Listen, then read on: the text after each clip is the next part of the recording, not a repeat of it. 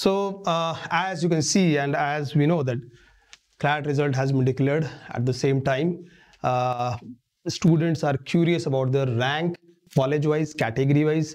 क्या पोजीशन होगी सर, क्या रैंक होगा, कहाँ पे कॉलेज मिलेगा. I mean there are so many things which is going on.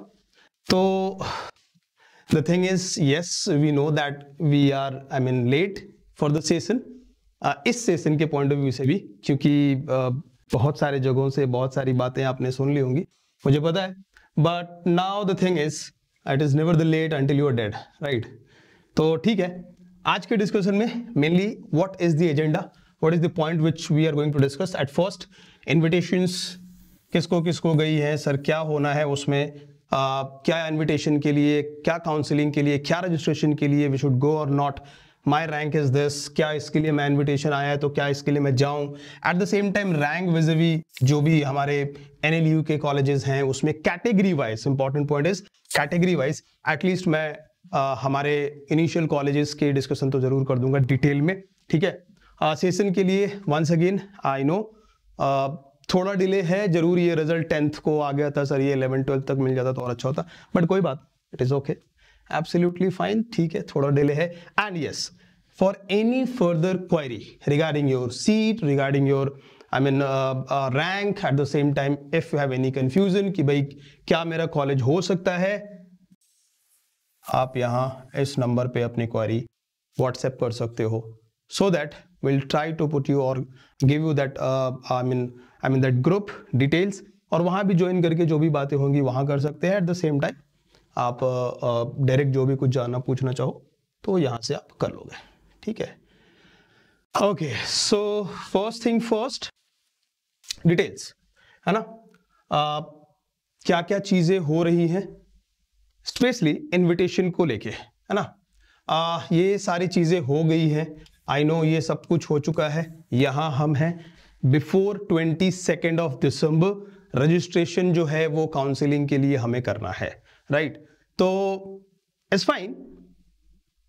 Concern and the question is whether I should go for the process, registration counselling process और not. This is the main point, है ना. ये हमारा main discussion है. ज़्यादातर students की जो queries आई हैं वो इसको लेके ही आई है कि सर इनविटेशन के लिए जाऊं या ना जाऊं, है ना. मेरा रैंक जो है वो ये है, पता नहीं मिलेगा या नहीं मिलेगा. जो श्योर हैं उनको पता है कि yes I have to go for the counselling process, but जो डायलेमे में हैं, जिनको कन्फ्यूजन है, जिनको लगता है कि पता नहीं जाना चाहिए या नहीं जाना चाहिए, now for them I have can say एक छोटी सी सजेशन, गो फॉर इट, है ना. 20 और 30,000 की बात है, इसमें से कुछ अमाउंट जो है दैट इज डिडक्टेबल अगर आपको सीट नहीं मिलती तो. Now let me clear this, ये फी जो है या ये जो पेमेंट है that is refundable. A little bit of amount will be deducted at that time अगर आपको एक सीट अलॉट नहीं होती है ना. Exactly, if you do not have a seat, in that case only the amount will be deducted. ऐसा नहीं है कि ये अमाउंट आप पे करोगे और वो डिडक्ट हो जाएगी कंप्लीटली, ठीक है. नाउ 20 के तो you know SC ST and OBC and this is for general, है ना. 30 के, the thing is seat allotment is a different thing, position in NLU is a different thing, और ये अभी रजिस्ट्रेशन प्रोसेस है. तो आप बिल्कुल जाओ जितनी मेरी, क्योंकि व्हाट आई पर्सनली बिलीव, अगर आप एक डायलेमे में भी हो तो आफ्टर 4th लिस्ट और 5th लिस्ट पॉसिबली वहां पे भी जाके आपको एक चांस मिल जाएगा. अच्छा, बिफोर दैट अलॉटमेंट डॉक्यूमेंटेशन की रिक्वायरमेंट होती है, तो वो डॉक्यूमेंटेशन आपकी रेडी होनी चाहिए, सारे documents. If you are from any of the category, वो कैटेगरी वाली चीज, उसका एक सर्टिफिकेट जो है वो रिजर्वेशन वाली कैटेगरी सर्टिफिकेट जो है वो आपके पास होनी चाहिए, जिस भी कैटेगरी से आप होगे. नंबर 1. नंबर 2, जो कंफ्यूजन है मैं उस पर जरा पॉइंट वाइज बात कर लूँ. There were so many students who are and 12 दिल appear for board next year, तो उनका कंसर्न ये आ रहा था कि सर हमारे साथ कैसा होगा, मतलब कैसे लेके चलना होगा. तो आपको जो भी एनएलयू अलॉट होगी उनके वेबसाइट पे, eight the same time consortium के भी वेबसाइट पे एक फॉर्मेट होता है, काइंड ऑफ एनओसी कह सकते हैं उसको. उसका एग्जैक्टली नाम मेरे दिमाग में नहीं आ रहा, बट एक फॉर्मेट है. जो भी कॉलेज आपको अलॉट होगा उसके वेबसाइट पे भी है, उसको आपको फिल करके वहां सबमिट करना होता है। काइंड ऑफ एनओसी है, एक तरीके से कह सकते हैं। 12 का रिजल्ट नहीं आया हुआ है, बट फिर भी you will be allotted that seat if you are through, right. इसमें दो एक चीजें और होंगी जब आप काउंसलिंग प्रोसेस में जाओगे, freeze, float and exit. Exit का मतलब आपको काउंसलिंग में नहीं जाना है। सबसे इंपॉर्टेंट पॉइंट है फ्लोट वाला, है ना। ये एक इंपॉर्टेंट पॉइंट है जिसमें लाइक सपोज मुझे एक एनएलयू मिलना था जो मैं एक्सपेक्ट कर रहा हूं, और ऑब्वियसली वो आपके प्रेफरेंस लिस्ट में भी होना चाहिए। इंपॉर्टेंट पॉइंट ये है कि प्रेफरेंस लिस्ट में अगर एनएलयू का नाम नहीं है, या आपको कुछ एनएलयू मिलना था वो शायद आपने डाला नहीं है प्रेफरेंस लिस्ट में ऊपर की तरफ, तो वो आपको नहीं मिलेगा, है ना। ये भी कई सारे स्टूडेंट्स की कंफ्यूजन थी। One student was asking, sir RM NLU मिल जाएगा क्या वो मेरे लिस्ट में, लेकिन आई गेस उसने कहा था कि शायद ऊपर की तरफ है, जो रैंक उसका नहीं है ना। तो वो डिपेंड करता है कि किस पोजीशन पे क्या वो आपके प्रेफरेंस लिस्ट में है, अकॉर्डिंगली आपका रैंक है या नहीं है ना। फ्लोट की कहानी क्या है, जब तक आप अपने कॉलेज से सेटिस्फाइड ना हो उसको फ्लोट कर सकते हो, है ना। जो भी आपको कॉलेज मिलता है, सपोज किसी को मिलता है, लेट्स से किसी को मिला हुआ है आरएमएनएलयू, लेट्स से फॉर एग्जांपल किसी ने कहा, और उसके पास रेफरेंस में और भी कॉलेजेस हैं जो आरएमएनएलयू से ऊपर हैं। सो आरएमएनएलयू किसी को मिला हुआ है लेट्स से फर्स्ट लिस्ट में, है ना, फर्स्ट राउंड में, फर्स्ट लिस्ट में आरएमएनएलयू, और उसके बाद बस अभी within few minutes and then let's say उसने फ्लोट किया, कोई एक स्टूडेंट है ए, और फिर नेक्स्ट राउंड में सपोज उसके प्रेफरेंस में ऊपर की तरफ लेट्स से एचएनएलयू है, तो उसको नेक्स्ट राउंड में अगर एचएनएलयू मिल जाता है ना, तो बिल्कुल ये यहां पे जा सकता है। इसलिए एक छोटी सी सजेशन है, आप 4th रैंक तक फ्लोट कर सकते हो इफ यू बिलीव, और अगर आपको जो भी गाइडेंस जिधर से भी आपको मिल रही है, जिधर से भी आपको इनपुट्स मिल रही है कि हाँ अभी फ्लोट करने से और मैं ऊपर जा सकता हूं, मैं एक छोटी सी सजेशन ये दूंगा, फ्लोट करते रहो टिल 4th लिस्ट। उसके बाद आप फ्लोट नहीं कर पाओगे, आप ऑटोमेटिकली वो सीट फिक्स हो जाती है जब आप 4th लिस्ट में जाके अगर आप जो भी कॉलेज सेलेक्ट करते हो, 5th लिस्ट तक के बाद, मतलब 5th लिस्ट तक वो फ्लोट वाला ऑप्शन नहीं आता, तो 4th लिस्ट में जाके उसको आपको फ्रीज करना ही पड़ेगा। तो लास्ट तक उसको फ्लोट करते जाओ, और अगेन वहां पे गाइडेंस की जरूरत पड़ेगी कि हाँ मैं फ्लोट के लिए जा रहा हूं, क्योंकि ये भी हो सकता है अगर फ्लोट किया और फिर से अगर सपोज एचएनएलयू में अगर आपको सीट नहीं मिलती और आरएमएनएलयू भी फिल हो जाता है, तो फिर वो भी आपके यहां से चला जाता है, तो फिर उसके नीचे वाले कॉलेज में आपको जाना पड़ेगा। ये एक रिस्क भी है वहां पे, इसीलिए वहां पे एक कहते हैं ना कि प्रॉपर गाइडेंस भी चाहिए कि हाँ मुझे फ्लोट करना चाहिए या नहीं, मेरा ये रैंक है, ये पोजीशन है, वो मतलब कहते हैं कि वो इनपुट बहुत सॉलिड होनी चाहिए वहां पे फ्लोट के टाइम पे। तो इसका एक ध्यान रख लेना, वहां फ्लोट एक मेन डिस्कशन होगा जब आप काउंसलिंग प्रोसेस में जाओगे, वो तब की बात है। उसके पहले रजिस्ट्रेशन के लिए yes you should go for it, अगर आपको लगता है कि हाँ फिर भी थोड़ा बहुत स्कोप है आपके रैंक के प्रोपोर्शन में, ठीक, फाइन। तो ये थोड़ी सी डिस्कशन हो गई काउंसलिंग प्रोसेस में क्या सिस्टम है और कैसे आपको प्रोसीड करना चाहिए। ये सारे डेट जो है हमारे निकल गए, बस ध्यान रखना 22 तक रजिस्ट्रेशन जरूर कर लेना। Now next let's move to the yes. देखो ये डिस्कशन पे आने से पहले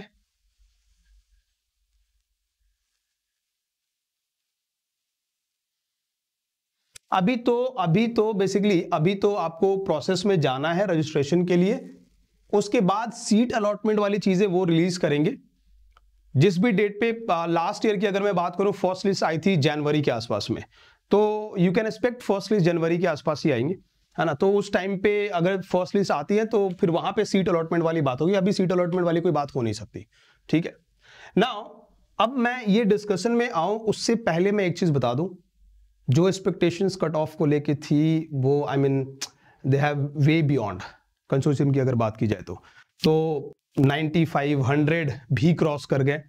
तो इसका मतलब ये हुआ कहीं ना कहीं, अच्छा ये 1 by 1 यहाँ पे मेरे लिए हर किसी को रिवर्ट करना थोड़ा मुश्किल हो सकता है, मैं नट शेल में और कैन से एक ब्रीफ जो कहते हैं कि सीट्स को लेके या एक रफ आइडिया मैं आपको देने की पूरी कोशिश करूंगा। यहाँ पे लास्ट ईयर की जो सीट्स थी वो समहाउ इसके आसपास क्लोज हुई हैं, जो भी आपने वीडियोस देखी हैं या जहां भी आपने कंसर्न किया होगा, एग्जैक्ट फिगर जो है वो वहां पे लिखा हुआ है, बट मैंने उसके आसपास का रखा है। रीजन बिहाइंड इस बार seats, total number of seats बढ़ गई है ना। लास्ट ईयर जितना मुझे याद है 27-28 पे क्लोज हुआ है, राइट, फर्स्ट लिस्ट की अगर बात की जाए तो अभी 33 के आसपास की सीट्स है, 32-33। तो समवेयर जो लास्ट में एक्सपेक्टेशंस हैं वो ये है कि 35 या 4000 तक स्टूडेंट जो हैं उनको चांस मिल सकता है। तो मैंने थोड़ा ऊपर रख के ही ये सीट्स को यहां पे अलॉट किया है। Let's talk about Bangalore. NLS IU की बात करते हैं। I guess last year it was somewhere around 114 पे क्लोज हो गया था। क्लोजिंग रैंक की बात हो रही है यहाँ पे, तो मैंने 115 रखा है। अच्छा, 115 क्यों रखा है, कोई ये सोचेगा। अब यहाँ पे ना बैंगलोर को लेकर छोटी सी कंफ्यूजन है। टोटल नंबर ऑफ सीट्स जो है वो इस बार बढ़ने की बात हो रही है। अगेन उसकी कोई ऑफिशियल इंफॉर्मेशन है नहीं।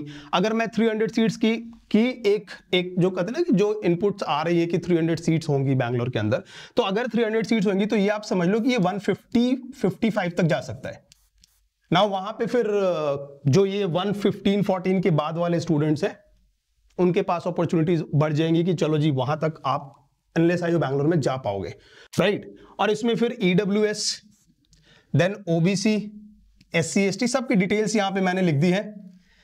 कहीं ना कहीं इसमें मैं state, I am not going to discuss your ranks based on state category.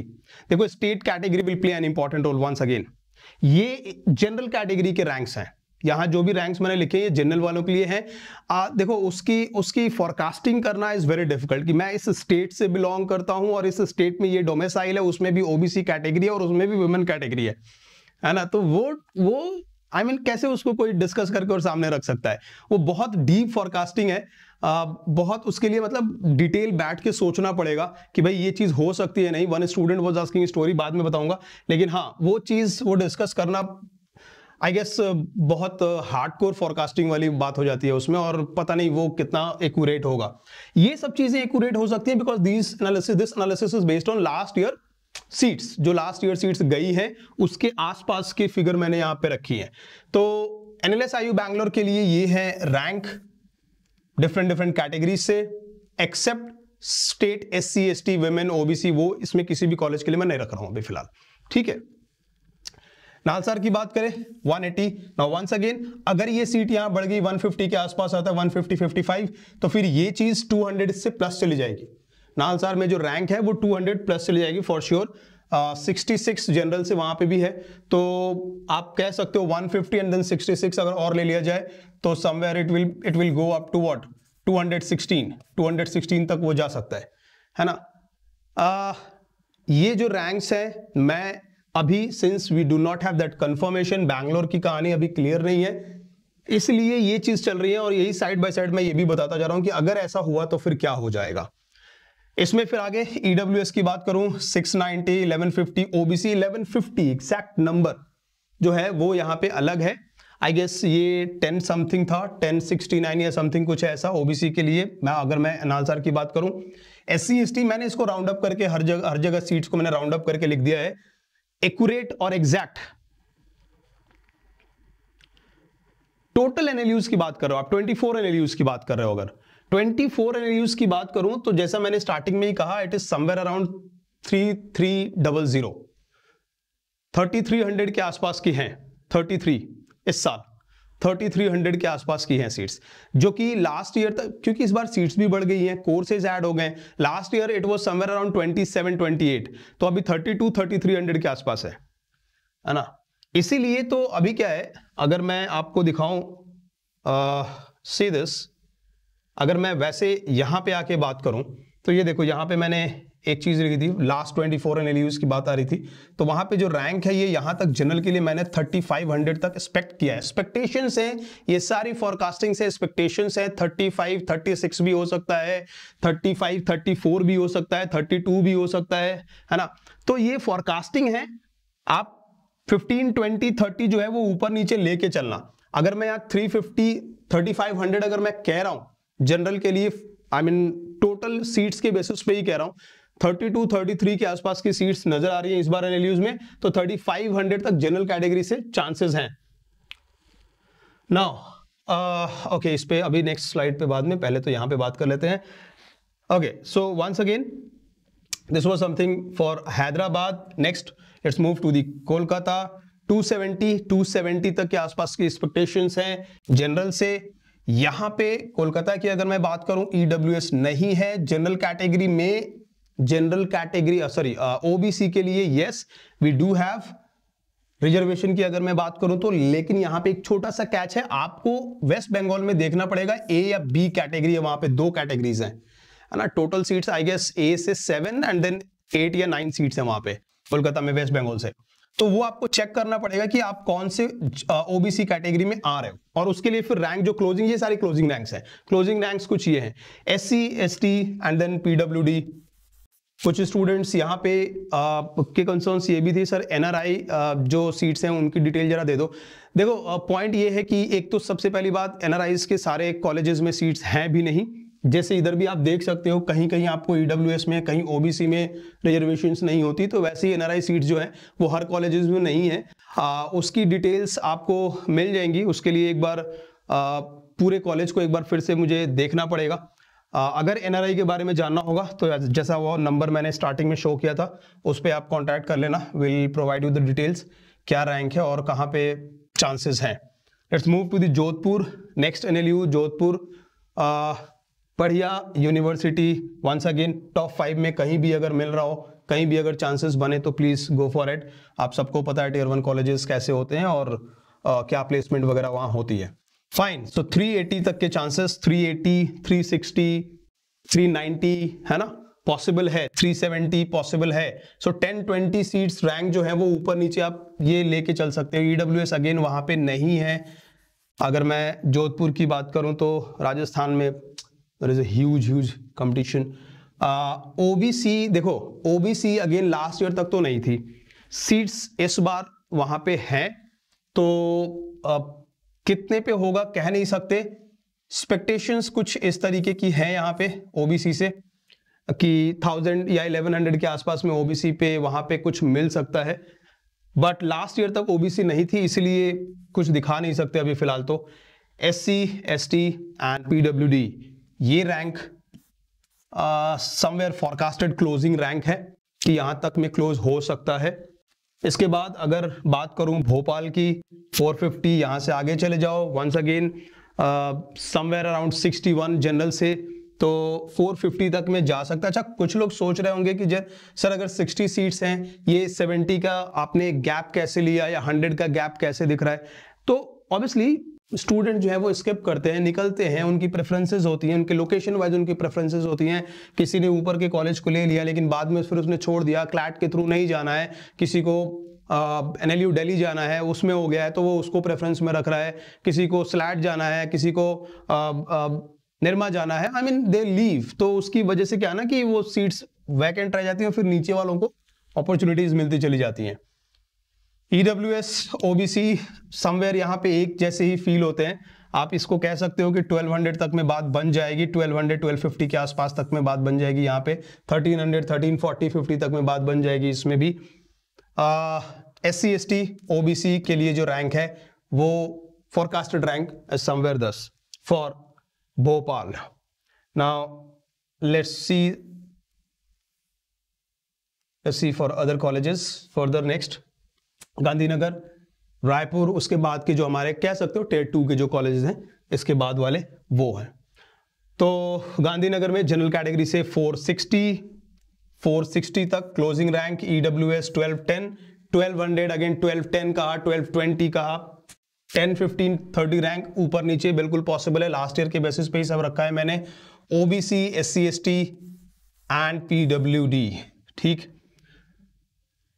Let's move to the Raipur HNLU 805 closing exact यही थी, आई गेस 804 शायद, है ना, 804 शायद क्लोजिंग थी लास्ट ईयर की.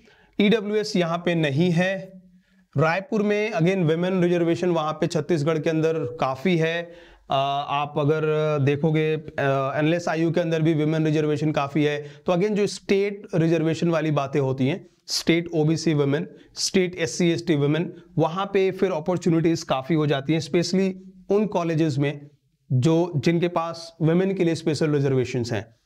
अभी छत्तीसगढ़ की अगर मैं बात करूं तो वहां भी वुमेन रिजर्वेशन ठीक ठाक है, तो women OBC, women SC ST अलग रैंक होगा ऑब्वियसली, ये जनरल के लिए है, ये जनरल रैंक्स हैं, जनरल रैंक्स हैं, ये स्टेट रिजर्वेशन वाली रैंक नहीं है।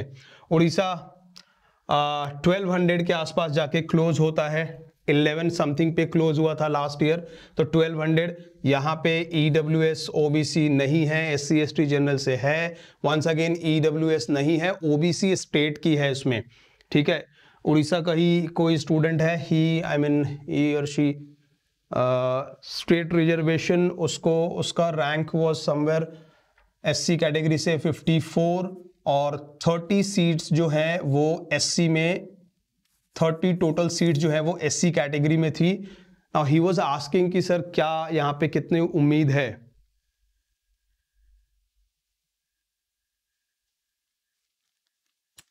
बिल्कुल पॉसिबल है, मिल सकता है, क्योंकि वो स्टूडेंट्स उस कैटेगरी के कितने हैं उस पर डिपेंड करता है ना।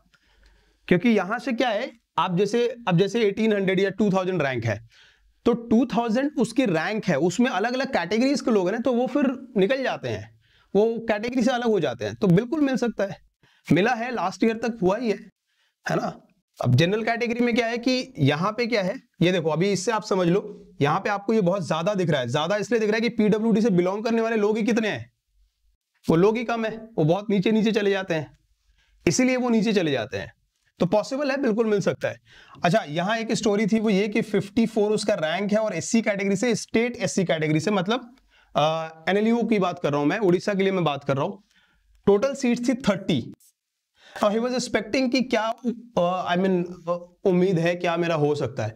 Now he give some input कि सर वो 5 से 10 जो है वो तो उड़ीसा के ही एससी कैटेगरी के हैं, जो ऊपर, जिनका रैंक जो है वो ऊपर का है, मतलब वो ऊपर के किसी कॉलेज में जाएंगे, तो मतलब 10 स्टूडेंट्स तो वैसे ही निकल जाते हैं। फिर आई सेड हाँ 5-10 और निकल सकते हैं, 5-10 और निकल सकते हैं, एंड वो ये होप में है कि 24 कम से कम हो जाए, तो 30th सीट भी उसका एक बन पाए, उसको 30th पोजीशन पे भी समहाउ आ जाए, तो 30th पोजीशन पे आके एससी कैटेगरी से, स्टेट एससी कैटेगरी से उसको वहां पे भी मतलब उसके लिए अपॉर्चुनिटी है। ठीक, अब ये जरा ये फंडा आप समझना। अब जैसे यहाँ पे आपने एक क्वेश्चन पूछा ना कि इतने ज्यादा रैंक होने पे कैसे पॉसिबल है, उसका रैंक वो समवेयर क्या आई गेस 21,000 के आसपास में या 19,000 के आसपास में, लेकिन कैटेगरी से, स्टेट कैटेगरी से वो 54 पे आ गया।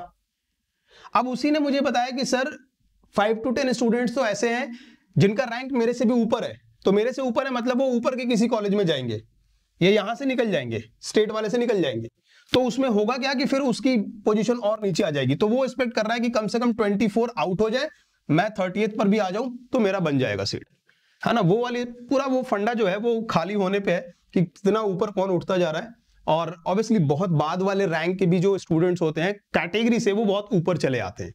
ये एक इंपॉर्टेंट पॉइंट है ना। लास्ट ईयर 1100 के आसपास एक स्टूडेंट था, 1100 के आसपास, एंड एनएलएस आयु में उसका एडमिशन हुआ है। क्यों? एससी कैटेगरी से वो 17th पे था, तो हो गया वो एडमिशन उसका ठीक है, तब वहां से वो रैंक खाली हो गई, वो पोजीशन तो एक खाली हुई ना, फिर तो वो पोजीशन खाली होगी तो कोई और आएगा, तो इसीलिए वो नीचे के रैंक्स भी मतलब उनके पास भी अपॉर्चुनिटीज होती हैं। मुंबई कट ऑफ जो है ये कह सकते हो, इसके रैंक जो है वो ऊपर के रैंक तक में आके ये 576 या 78 पे, लास्ट ईयर 74 पे लास्ट ईयर क्लोज हो गया था, तो 580 मैंने यहाँ पे रखा हुआ है। महाराष्ट्र की और आरएमएनएलयू की, यूपी की एक कह लो छोटी सी प्रॉब्लम है, वर्टिकल रिजर्वेशन यहाँ पे हेवी है। आई मीन आप देख सकते हो यहाँ पे एज सच जो बाकी के कैटेगरीज हैं, जनरल से रिजर्वेशन नहीं, यहाँ पे स्ट्रेट रिजर्वेशन आती है, आई मीन स्टेट की, है ना, जो वर्टिकल डोमिसाइल वाले जो रिजर्वेशन होते हैं, वर्टिकल रिजर्वेशन जो जिसे कहते हैं। अब इसमें क्या होगा कि जो स्टेट की ओबीसी या एससी एसटी की होती है वो चलेंगी। If I am not wrong OBC में, सॉरी ईडब्ल्यूएस में, स्टेट ईडब्ल्यूएस में 1800 के आसपास में के अराउंड और स्टूडेंट्स को वहां पे आरएमएनएलयू मिला है। आरएमएनएलयू की बात, अभी मैं आरएमएनएलयू की बात करूंगा, अगर इसका तो मुझे ध्यान है, इसका नहीं, लेट्स टॉक अबाउट आरएमएनएलयू। 1800 के आसपास में, 1800 के आसपास में मिला है, और यहाँ पे आई गेस 26 ओबीसी से 26 स्टेट ओबीसी, ये आरएमएनएलयू के साथ भी है और ये महाराष्ट्र के साथ भी है, एमएनएलयू के साथ भी है, यहाँ पे स्टेट रिजर्वेशन हेवी है, जनरल से ही आपको अपॉर्चुनिटीज मिल जाती है, बाकी जो कैटेगरीज हैं वो स्टेट वाली चलती हैं। So basically if you have domicile और आप उस पर्टिकुलर स्टेट से बिलोंग करते हो and then you have that category, तो फिर आपको एक मतलब एक सॉलिड अपॉर्चुनिटी वहां पे मिलती है। ठीक है, आप ऐसे समझो ना, ईडब्ल्यूएस से कहीं ना कहीं अगर 1800 या 2600 के आसपास में अगर आपका सिलेक्शन हो जाता है आरएमएनएलयू के अंदर, तो वो रैंक कितना नीचे है, लेकिन स्टेट डोमिसाइल की वजह से आपको वो अपॉर्चुनिटी मिल रही है और कुछ नहीं। तो स्टेट डोमिसाइल में तो फिर और ऊपर आपका रैंक बन जाता है। फाइन, तो मुंबई में जनरल कैटेगरी से 580, रेस्ट की डिटेल्स नहीं है। यस, आरजीएनएलयू पटियाला एक बहुत अच्छा एनएलयू है फॉर श्योर, नो डाउट। ये और अपग्रेड भी होगा आने वाले टाइम पे, जितना मुझे लगता है। काफ़ी स्टूडेंट्स इसके लिए कीन भी हैं आज के डेट में। बहुत सारे स्टूडेंट्स पटियाला को सर्च कर रहे हैं कि मिल जाए, होप में है। 1200, 1250, 1200, 1280 के अराउंड जो अगर सीट्स हैं या रैंक है तो पॉसिबल है, चांसेस हैं। इसमें अगेन ईडब्ल्यूएस ओबीसी नहीं, और एससी एसटी से ये आपके अगर रैंक्स हैं तो अगेन चांसेस हैं, कंफर्मेशन नहीं कि हाँ हो ही जाना है, और श्योर शॉर्ट स्टेटमेंट उस तरीके की कोई बात नहीं। एंड देन अगर मैं यहाँ पे सीएनएलयू की बात करूँ, पटना की 1500 के अराउंड, ये बहुत फ्लक्चुएशन है यहाँ पे, है ना। एससी का यूपी से बेटा अभी मुझे देखना पड़ जाएगा एक बार, एग्जैक्टली मेरे दिमाग में नहीं है। मुझे एक बार देखना पड़ेगा कि वो एससी एसटी का एक बार मुझे चेक करना पड़ेगा। मैं अभी चेक करके बता दूंगा, just give me some time, मैं चेक करके भी बता दूंगा, ठीक है। हाँ, मुझे बस 1 मिनट का टाइम दो, मैं इसको अभी चेक करके बता दूंगा। अभी फिलहाल यहां देख लो, एससी कैटेगरी से ना, एससी एसटी अभी मैं सबका बता दूंगा आपको, ठीक है। एससी जितना मुझे याद आ रहा है ईडब्ल्यूएस 1800 के आसपास रहा था, ईडब्ल्यूएस का तो मुझे याद है, और ओबीसी 3000 के अराउंड, 26 नहीं 3000 के अराउंड है, 308 I guess, if I am not wrong. Exact number अगर लास्ट ईयर की दूं तो 3080। एससी एसटी अभी मैं कंफर्म करके बताता हूं यूपी से। फाइन, लास्ट एमएनएलयू, वंस अगेन यहाँ बिहार में भी यही सीन है।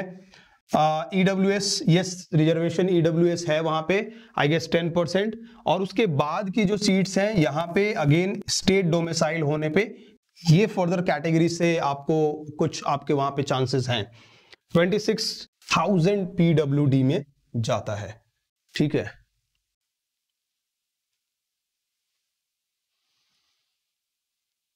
जनरल थ्रू जनरल कैटेगरी 3700 पे मुश्किल है। वैकेंसी, हाँ यही मैं आ रहा था, थ्रू वैकेंसी। अभी मैं यहाँ पे लास्ट में जाके ये मैं पॉइंट रखूंगा जरूर, इसकी डिस्कशन कर लेंगे। थ्रू वैकेंसी इज पॉसिबल है, और इनफैक्ट मैं ये कहता हूं आपको you should wait for, I mean till 5th list, 5th rank तक आप वेट कर लो, क्या पता, यू नेवर नो। और तब नहीं होगा तो फिर वैकेंसी है ही, we have a choice at the end, जाके वैकेंसी के आसपास वो चीजें बन जाती हैं, ठीक है। तो ये टॉप 12 कॉलेजेस के बारे में अगर मैं बात करूं। अच्छा हाँ, एससी से इट इज, जो लास्ट ईयर की बात करूं, एग्जैक्ट फिगर 5980 के आसपास की थी एससी से, एंड एसटी से हमारे पास है 27,600 समथिंग, 700 समथिंग, 27,700 के आसपास। तो अब ये देखो कि अगर आपके पास यूपी डोमिसाइल है, प्रियांशु यूपी डोमिसाइल है, तो इज देयर ओबीसी कैटेगरी से 6,000 पे, बस 1 सेकंड दे दो, अभी नेक्स्ट स्लाइड पे ही वो आपको दिख जाएगा, नेक्स्ट 1 सेकंड दे दो। Yes Priyanshu, the point is, अगर मैं एससी की बात करूं तो समवेयर यूपी डोमिसाइल आप ये कह सकते हो 9,500 के आसपास में चांसेस हैं, 9,500 के आसपास में। एसटी से 27,700 के आसपास, 27,000 में चले गए आप। ठीक है, ये लास्ट ईयर की डिटेल्स है, लास्ट ईयर की स्टोरी है 27 के आसपास की। अभी जो ओबीसी से अब इसके बाद के रैंक वाले हैं कॉलेजेस की अगर मैं बात करूं तो डिटेल, बहुत ज्यादा डिटेल्स मैंने नहीं रखी हैं, यहां से स्टोरी आपको समझ आ जाएगी। फॉर एनी एनएलयू आफ्टर 12, जो बाद के 12 हैं, आप कह सकते हो हमारे टियर 1 टियर 2 के बाद के जो एनएलयूज हैं उनके बारे में अगर मैं बात करूं तो ये है एक छोटी सी डिटेल वहां पे, जिससे आपको आइडिया मिल जाएगा। क्लोजिंग रैंक फॉर जनरल ये इतने के आसपास होना चाहिए, 3500 के आसपास, 3500 के आसपास। ठीक है, अगर मैं बात करूं ईडब्ल्यूएस, यहां ये 450 के आसपास। हर्ष, आपके क्वेश्चन का आंसर यहां पे है, ओबीसी कैटेगरी 6000 आपने पूछा है, I can expect 8000, I am expecting 8000, है ना। इनफैक्ट ज्यादा ही होगा, मैंने कम करके लिखा है वैसे तो, 9000 तक की एक्सपेक्टेशंस है ओबीसी कैटेगरी से फॉर एनी एनएलयू। ठीक है, अब यहां पे फ्रस्ट्रेट मत होना if you are not getting in first list, second list, third list, fourth fifth तक जाके कहीं ना कहीं कुछ हिट हो सकता है, राइट। तो ऑब्वियसली आप रैंक में जितने पीछे हो तो आपकी लिस्टिंग जो है, चांसेस अपॉर्चुनिटीज जो है वो बात तक की आती हैं। ठीक है, एससी कैटेगरी से अगर मैं बात करूं 20,000 और एसटी कैटेगरी से बात करूं तो 30,000 और 32 तक की स्पेकुलेशन गई है, 32 31 के आसपास हो सकता है एसटी कैटेगरी से।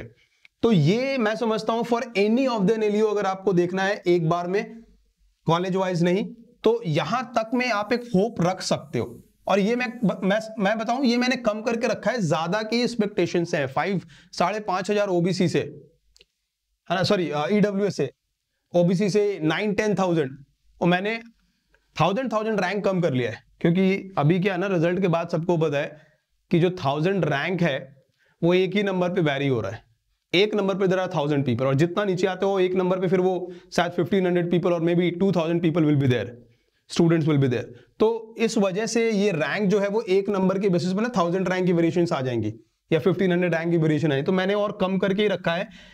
If you are planning for any of the NLU, और इफ यू आर एक्सपेक्टिंग कि चलो कोई भी एनएलयू मिल जाए मेरे को, कोई वांदा नहीं, सब चलेगा, ओके, तो फिर मैं समझता हूं ये जो रैंक्स हैं अगर इसके अंदर आप हो, यू कैन एक्सपेक्ट, ना मिले तो please don't give me that beep, है ना, कि उसने कहा था मिल जाएगा, नहीं मिला।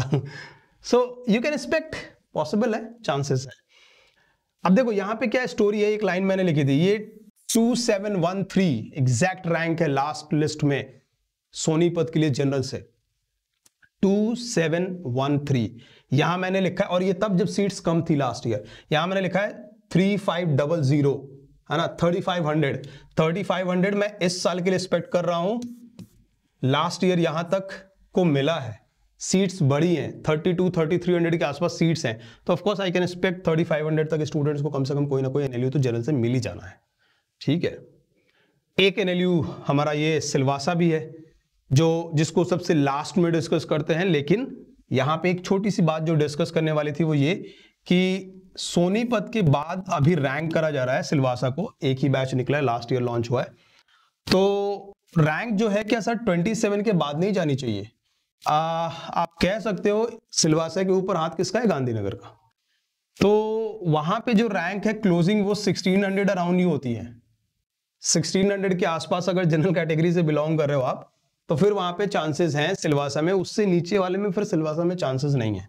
एंड इनफैक्ट मैं यहाँ पे ये भी कहता हूँ कि सिलवासा का भी एक ही सीजन निकला है, एक सेशन अभी सिर्फ उसका निकला है, तो you can float as well, है ना, ऐसा मैं नहीं बोलूंगा कि छोड़ दो, बट फ्लोटिंग का ऑप्शन हो और ऊपर के कॉलेजेस के चांसेस हो तो go for it, right.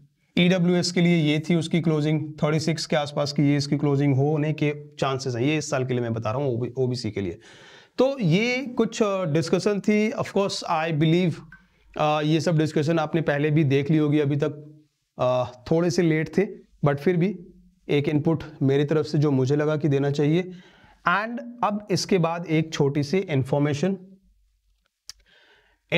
Regarding sir CLAT में अब होप नहीं है, बहुत नीचे हूं, कहीं से भी किसी भी कैटेगरी से मेरे को नहीं लग रहा।